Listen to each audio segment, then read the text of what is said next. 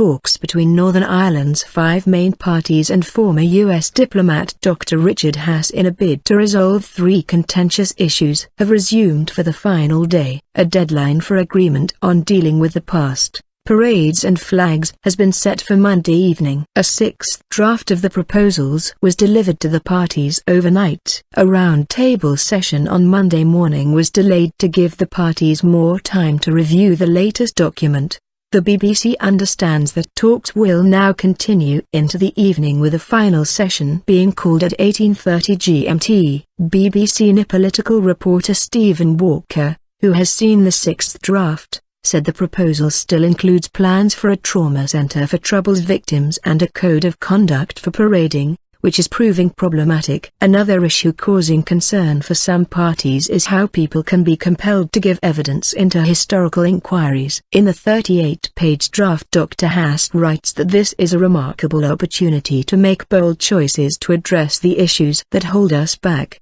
The latest draft also says that an implementation reconciliation group is to be established within 6 months of a deal being reached. Fairly confident. Arriving at the talks, Sinn Féin's Jerry Kelly said he was fairly confident a deal could be reached. "We are hopeful we can do a deal today," he said.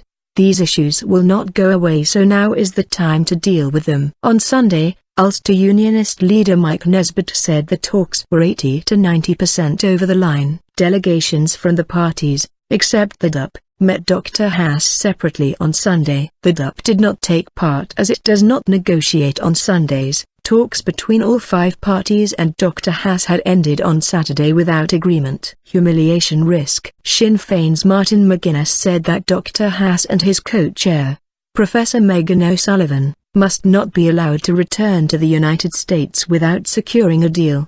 "It would be a humiliation if Richard Haass and Megan O'Sullivan left here against the backdrop of no agreement," he said. The Alliance Party and the SDLP also urged the other parties to make a deal in time for Monday's deadline. The DUP met with Dr. Haass on Saturday night. The party's Jeffrey Donaldson said he hoped a deal could be reached. The leader of the UAP, Mike Nesbitt, said he was happy with most of the document. "I would say 80, maybe even 90% of it, is ready to go over the line," he said. "So there's not a lot left, but what is left is serious from our point of view." A spokeswoman for the U.S. National Security Council said the talks were at a critical juncture and the goal remained to achieve agreement before the end of the year. "We call upon the leadership of the 5 parties to make the compromises necessary to conclude an agreement now, one that would help heal the divisions that continue to stand between the people of Northern Ireland and the future they deserve,"